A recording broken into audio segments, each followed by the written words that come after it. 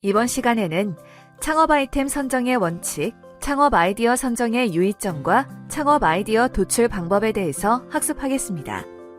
이를 통해 여러분은 창업 아이템 선정의 원칙과 창업 아이디어 선정의 유의점에 대해 설명할 수 있으며 창업 아이디어를 도출할 수 있습니다. 창업 아이템 도출 시작하기를 하겠습니다. 아인슈타인이 이런 말을 했네요. 어리석은 사람은 똑같은 과정을 반복하면서 다른 결과가 나오기를 기대한다. 아주 충분한 격언이 되겠네요. 그죠? 결과를 바꾸려면 과정을 변화시켜야 됩니다. 여러분들의 가치는 과거 경력으로 결정되지 않는다고 생각되는데요.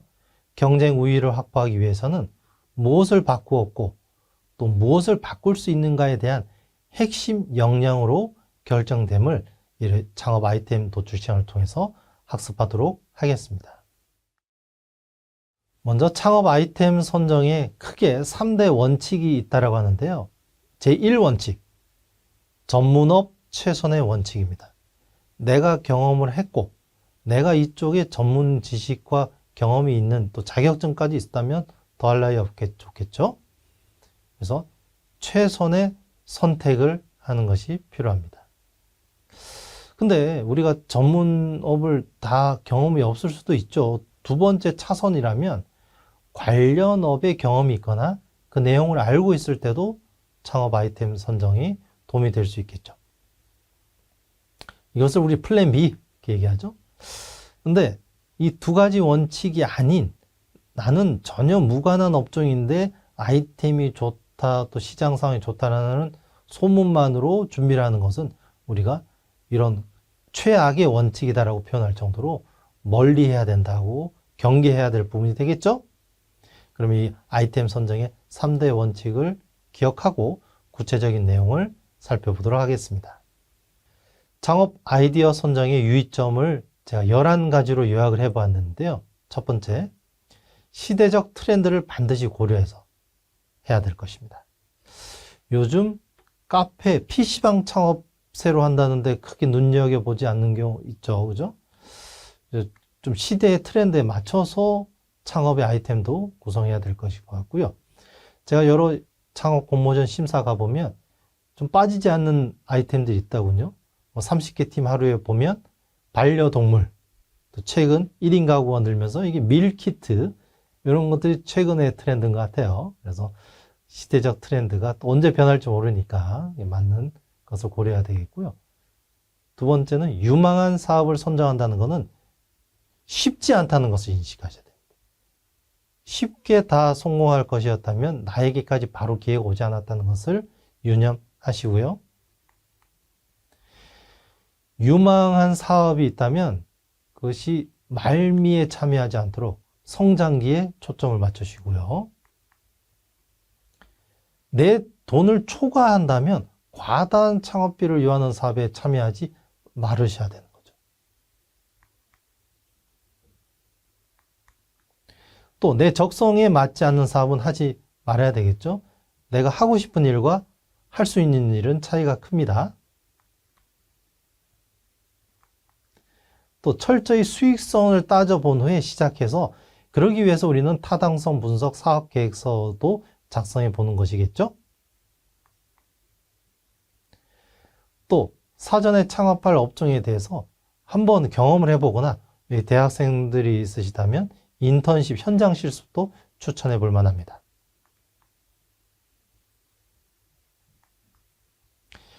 또 쉽게 돈을 벌 수 있다라고 하는 추천이 있다면 경계하셔야 되겠죠. 또 중장기적인 경영 전략과 성장 단계별 전략을 수립해서 꼼꼼히 준비하셔야 되겠고요. 사업의 성공과 실패는 창업 후에도 최선을 다함에 있다는 점을 인식하십시오. 또 경영 관련 지식은 이와 함께 유념해야 될 부분이라고 일컬어집니다. 자, 이러한 11가지 내용을 유념하셔서 창업 아이디어를 선정하시기 바랍니다. 구체적인 창업 아이디어 도출 방법을 함께 보도록 하죠. 먼저 창업 과정의 첫 원동력은 기회에서 시작된다고 할 수 있습니다. 돈이 있거나 전략이 준비됐거나 많은 인맥, 또 경영팀, 사업계획서보다 우선되는 것이 기회입니다. 보이는 내용처럼 우리가 다 중요하겠지만 이 진정한 기회는 어떤 팀의 재능이나 능력 또는 초기에 어떤 이것을 제공할 수 있는 자원들보다 훨씬 중요하다고 할 수 있습니다. 그러니까 같은 내용을 가진 전략이나 경영팀, 사업계획서에 있더라도 언제 투입되느냐에 따라 기회를 포착하는 것에 따라 사업의 성공 향패는 달라진다는 거죠. 그래서 창업가와 그 팀의 역할은 이런 급변하는 환경 속에서 창의력을 발휘할 수 있다는 것은 이 기회에서 시작되는 것이죠. 그래서 자원이 그 다음에 이제 기회가 타이밍이 맞춰졌다면 이제 리소시스, 자원을 보시게 되는데 이 자원은 절약적이고도 창의적으로 활용돼야 될 것입니다. 자원은 무한하지 않잖아요. 그죠? 사람뿐만 아니라 모든 것이 그렇죠. 그래서 그 자원도 효율적인 운영이 돼야 된다고. 세 번째가 바로 사업계획서를 준비하실 때 기회, 자원, 그리고 중간에 축에 저희 팀이 있죠. 이 기회와 자원을 효율적으로 중간 축은 팀 구성을 통해서 이 세 가지 원동력, 함께 이들 간에 교류를 맞춰줘야 되겠죠. 조화와 균형이라고 표현을 했는데요. 이것은 품질을 높일 수 있는 것에 대해서 의사소통을 가능하게 하고 이런 것들이 우리가 비언어적인 암호로서도 많이 활동을 하게 되는 거죠. 그래서 기회를 갖추고 자원을 투입하여 적절한 팀워크를 맞추는 것. 이 3박자가 창업 아이디어 도출의 가장 근간이라 할 수 있겠습니다. 그러면 기회에 대한 내용을 세부적으로 하나씩 살펴보도록 하죠. 기회란 특정 아이디어가 구현 가능성이 있는 것인지를 재빨리 판단해낼 수 있으며 얼마나 많은 시간과 노력이 필요할 것인지 결정할 수 있는 능력이다라고 해요. 그래서 우리는 창업 과정은 기회 추구적이다라고 하는데요. 그 이유를 다음과 같이 설명할 수 있습니다. 시장의 수요는 기회를 측정하는 데 있어서 중요한 요인이 됩니다. 소비자는 쉽게 확보할 수 있는지, 또 시장 점유율과 성장 잠재력이 있는지, 그래서 우리가 몇 % 성장력을 가져갈 것에 대한 미리 준비가 필요하겠고요. 두 번째는 시장 주조와 규모, 새로 부상하는지 아니면 이게 쇠퇴기에 붕괴되고 있는 것인지에 대한 것들을 살펴보고 아직 그렇지 않다면 잠재적 가능성도 살펴봐야 되겠죠. 이러한 수익 분석과 기회는 단순한 아이디어와 차이를 두도록 해야 됩니다. 거기에다가 이제 비용적인 측면에서 저비용으로 공급할 수 있는지, 또 우리가 손익분기점이 빨리 오면 좋겠죠. 그래서 1, 2년 내 넘어설 수 있을지도 파악하셔야 될 것입니다. 두 번째로서는 자원 활용인데요. 자원을 어떻게 활용하는지에 대해서는 가능한 자원을 파악하고 나열해 보시는 게 중요합니다. 그런데 그것들에 대해서 너무 압도될 필요도 없어요. 자원이 없다 해서 포기할 수 있는 것은 아니니까요. 그죠? 그래서 창의적 발휘를 위해서는 최소화 및 통제, 또 최대화 및 소유에서 어떤 것이 우리 쪽에 유리한지를 살펴보고요.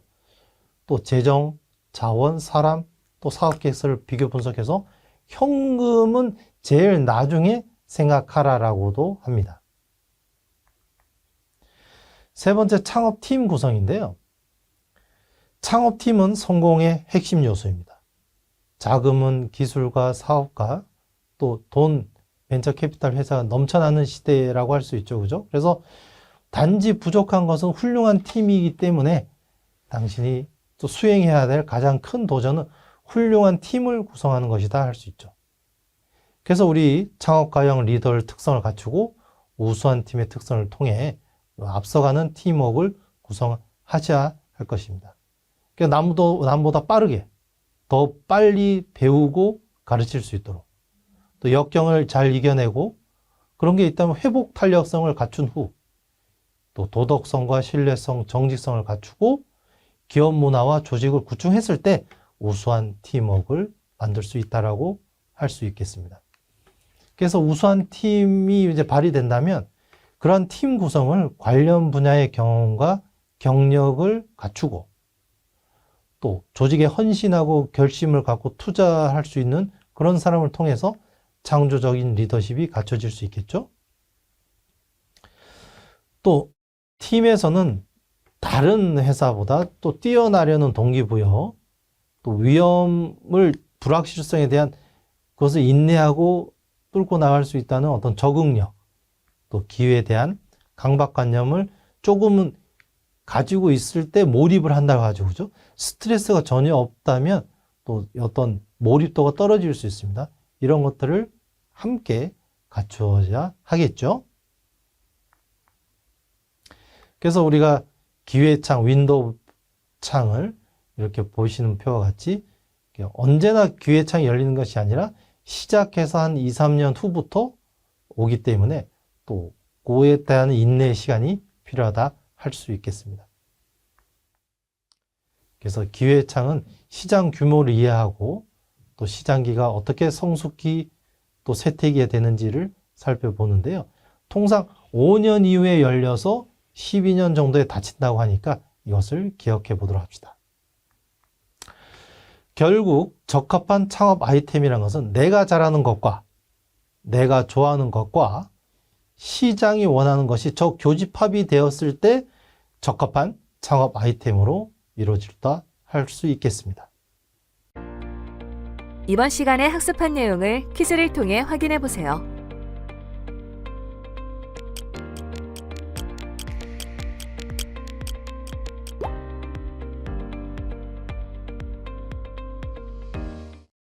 이번 시간에 학습한 내용을 정리해 보세요.